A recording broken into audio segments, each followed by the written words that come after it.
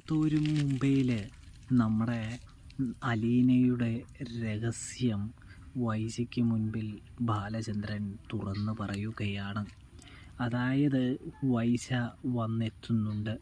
വൈശ വന്നെത്തിയിട്ട് അലീനയോട് പറയുന്നുണ്ട്, നിനക്ക് ഈ വീട്ടിൽ ഇപ്പോൾ സ്ഥാനവും കാര്യങ്ങളൊന്നുമില്ല, അതുകൊണ്ട് തന്നെ നീ മര്യാദയ്ക്ക് ഈ വീട്ടിൽ നിന്നും ഇറങ്ങിപ്പോകുന്നതായിരിക്കും ഉത്തമമെന്ന് പറയുന്നു. നീ ബാലചന്ദ്രൻ്റെ മകളല്ല എന്നുള്ള കാര്യം ഞാൻ തിരിച്ചറിഞ്ഞു കഴിഞ്ഞിരിക്കുകയാണ്. അതുകൊണ്ട് തന്നെ നീ ഇനിയും ഇവിടെ നിൽക്കുന്നത് എനിക്ക് അപമാനമാണ് എന്ന് പറയുന്നത് കാണാൻ കഴിയും. ഇനിയും നിന്നെ ഇവിടെ വെച്ചുകൊണ്ട് നിന്നാൽ ഞാനായിരിക്കും തോൽക്കുന്നത്. ബാലചന്ദ്രൻ വരുന്നതിന് മുമ്പ് തന്നെ നീ ഇറങ്ങിപ്പോയാൽ അത്രയും നല്ലത് എന്ന് വൈജയന്തി പറയുന്നത് കാണാനായിട്ട് കഴിയുന്നുണ്ട്, സാധിക്കുന്നുണ്ട്. ഇതേ സമയമാണെങ്കിൽ രോഹിത്തും ബബിതയും കൃഷ്ണയും പറയുന്നുണ്ട്, അച്ഛൻ വന്നതിന് ശേഷം ചേച്ചി പോയിക്കോളും, ചേച്ചിക്കൊരു വാസസ്ഥലം തേടിയാണ് അച്ഛൻ പോയിരിക്കുന്നത് എന്ന് പറയുമ്പോൾ നമ്മുടെ വൈജയന്തി ആണെങ്കിൽ അത് കേൾക്കാനായിട്ട് ഒരുക്കമല്ല, തയ്യാറല്ല. ഇവളിവിടെ നിർത്താനായിട്ട് പറ്റില്ല, ഇവൾ ഈ നിമിഷം തന്നെ ഇവിടെ നിന്ന് ഇറങ്ങിപ്പോയേ മതിയാവൂ എന്ന് പറയുന്നൊരു കാഴ്ച കാണാനായിട്ട് കഴിയുന്നുണ്ട്. അങ്ങനെ വൈജയന്തിയാണെങ്കിൽ അലീനയെ പുറത്ത് ആക്കാനുള്ള പദ്ധതികൾ മെനഞ്ഞുകൊണ്ടിരിക്കുകയാണ് എന്ന് കാണാനായിട്ട് കഴിയും, സാധിക്കും. ഇവിടെയാണെങ്കിലോ നമ്മുടെ ബാലചന്ദ്രൻ വലിയ മനസ്സിൻ്റെ ഉടമയാണെന്ന് ഗോവർദ്ധൻ പറഞ്ഞുകൊണ്ടിരിക്കുന്നു. ബാലേട്ട, സത്യം പറഞ്ഞാൽ ഇപ്പോഴാണ് നിങ്ങളോട് എനിക്ക് ശരിക്കും അഭിമാനവും അസൂയൊക്കെ തോന്നുന്നത്. നിങ്ങൾ എത്ര വലിയ മനുഷ്യനാണ്, നിങ്ങളുടെ നന്മ ഞാൻ ഇപ്പോഴാണ് തിരിച്ചറിയുന്നത് എന്ന് പറയുമ്പോൾ, ഗോവർദ്ധ, ഞാൻ ഒരു വലിയ കെണിയിൽ കിടക്കുകയാണ്, എനിക്ക് രക്ഷപ്പെടാനായിട്ട് വേറെ ഒരു വഴിയുമില്ല. പക്ഷേ അലീന, അവൾ എൻ്റെ കുടുംബത്തിന് വേണ്ടി എല്ലാം സമർപ്പിച്ചവളാണ്. എൻ്റെ കുടുംബത്തെ ഇപ്പോൾ പിടിച്ചു നിർത്തിയിരിക്കുന്നത് വരെ അവളാണ്. അതുകൊണ്ട് അവൾക്ക് ഒരു നല്ല സുരക്ഷിതം ഒരുക്കാൻ വേണ്ടിയാണ് ഞാൻ വന്നത്. സത്യം പറഞ്ഞാൽ സ്റ്റാലിനോട് എനിക്ക് ദേഷ്യവും വെറുപ്പുമാണ് തോന്നേണ്ടത്.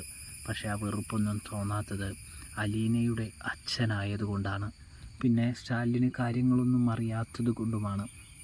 അവനെയും ചതിച്ചത് ഈ കടപ്പാട്ടൂർ വീട്ടുകാർ തന്നെയാണ് എന്ന് പറയുന്നത് കാണാൻ കഴിയുന്നുണ്ട്, സാധിക്കുന്നുണ്ട്.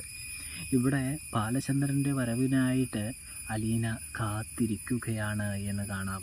അപ്പോഴാണ് വൈജയന്തി കീറി വന്ന് ഈ സംഭവ വികാസങ്ങളൊക്കെ നമ്മുടെ കടപ്പാട്ടൂർ വീട്ടിൽ നടത്തുന്നത് എന്ന് കാണാനായിട്ട് കഴിയും, സാധിക്കും. ഇതേ സമയം തന്നെ ഗോവർദ്ധനുമായിട്ട് ബാലചന്ദ്രൻ കടപ്പാട്ടൂർ വീട്ടിലേക്ക് വന്നെത്തുകയാണ്. ഇവിടെ വൈജയന്തി അലീനയെ പുറത്താക്കാൻ ശ്രമിക്കുമ്പോൾ മക്കളെല്ലാവരും വൈജയന്തിക്കെതിരെ തിരിഞ്ഞ് അമ്മ മാറി നിൽക്കുക എന്ന് പറഞ്ഞ് വലിയൊരു പ്രശ്നം തന്നെ ഉണ്ടാക്കാനായിട്ട് തുടങ്ങുകയാണ്. ഇതേ സമയമാണെങ്കിൽ ഗോവർദ്ധനും ബാലചന്ദ്രനും വന്നെത്തുമ്പോൾ ഒന്നും ചെയ്യാൻ കഴിയാതെ വൈജയന്തി നിൽക്കുകയാണ്. നീ എന്താ വൈജയ, എൻ്റെ വീട്ടിൽ കയറി തോന്നിവാസമൊക്കെ ചെയ്യാനായിട്ട് തുടങ്ങിയോ എന്ന് ചോദിക്കുന്നു. അല്ല ബാലചന്ദ്ര, നിങ്ങളുടെ മകളാണെന്നല്ലേ ഇത്രയും നാൾ പറഞ്ഞത്, ഇപ്പോൾ ആ കള്ളം പൊളിഞ്ഞ സ്ഥിതിക്ക് ഇനി ഇവളെ ഇവിടെ നിർത്തുന്നതിൽ അർത്ഥമൊന്നുമില്ലല്ലോ എന്ന് പറയുന്നു. അത് തീരുമാനിക്കേണ്ടത് നീയല്ലല്ലോ, ഇത് എൻ്റെ വീടാണ്. എൻ്റെ വീട്ടിൽ എന്ത് ചെയ്യണമെന്ന് ഞാനാണ് തീരുമാനിക്കുന്നത്, നീയല്ല എന്ന് പറയുന്നത് കാണാൻ കഴിയുന്നുണ്ട്, സാധിക്കുന്നുണ്ട്. കൂടാതെ എൻ്റെ വീട്ടിൽ താമസിക്കുന്ന ഒരാളെ കയ്യേറ്റം ചെയ്തുകൊണ്ട് പുറത്താക്കാനായിട്ട് ആരാണ് നിനക്ക് അധികാരവും അവകാശവും തന്നത് എന്ന് ചോദിക്കുമ്പോൾ വൈജയന്തിയുടെ കൈ പിന്നീട് പൊന്തുന്നില്ല എന്ന് കാണാനായിട്ട് കഴിയും, സാധിക്കും. അലീനെ, നീ വീടിനകത്തേക്ക് കയറിപ്പോ എന്ന് പറഞ്ഞുകൊണ്ട് ബാലചന്ദ്രൻ എന്ത് ചെയ്യുന്നു, നമ്മുടെ അലീനയെ വീടിൻ്റെ അകത്തേക്ക് കൊണ്ടുപോകാൻ മക്കളോട് ആവശ്യപ്പെടുന്നു. നിക്ക്, ഇവളെ എന്തിൻ്റെ പേരിലാണ് ഇവിടെ നിർത്തുന്നത്, അതെനിക്കറിഞ്ഞേ മതിയാവുകയുള്ളൂ എന്ന് പറയുമ്പോൾ ബാലചന്ദ്രൻ വൈശയുടെ അടുത്തേക്ക് വന്ന് വൈശയുടെ കരണക്കുറ്റി നോക്കി ഒന്ന് പൊട്ടിക്കുന്നുണ്ട്.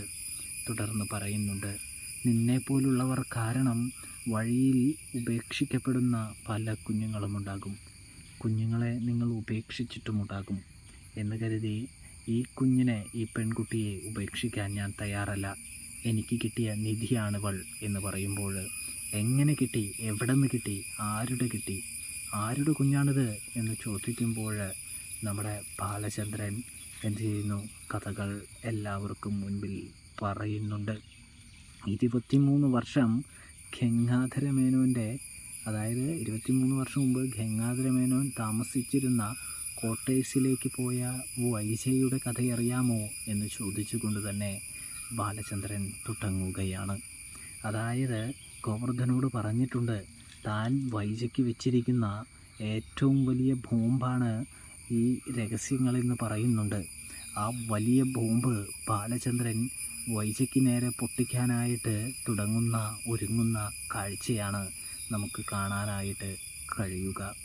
അന്ന് ആരുടെ, ഗോവർദ്ധൻ എന്ന് പറയുന്ന നിൻ്റെ ജ്യേഷ്ഠൻ്റെ ഭാര്യയുടെ പ്രസവത്തിന് പോയി നിന്ന നിന്നെ സ്റ്റാലിൻ എന്ന ഒരു സൈനികനുമായിട്ട് പൂട്ടിയിട്ട, അതായത് നിങ്ങളുടെ ബന്ധത്തിൽ ഒരു കുഞ്ഞു ജനിച്ച കഥ നിങ്ങൾക്കറിയാമോ എന്ന് ചോദിക്കുന്നു.